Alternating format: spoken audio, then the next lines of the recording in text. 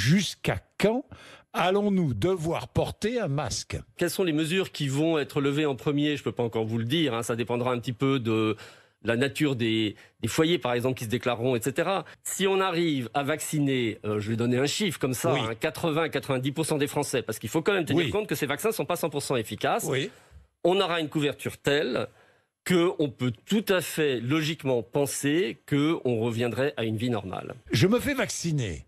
Aurais-je la garantie de ne pas tomber malade?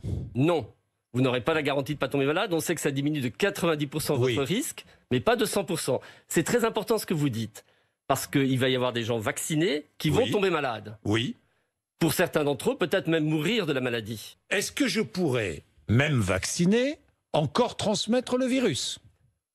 Possiblement, vraisemblablement, c'est pour l'instant ce que les modèles Donc, singes... je me ferai vacciner, je pourrais quand même transmettre le virus. On ne sait pas encore. Je me fais vacciner, combien de temps serais-je protégé?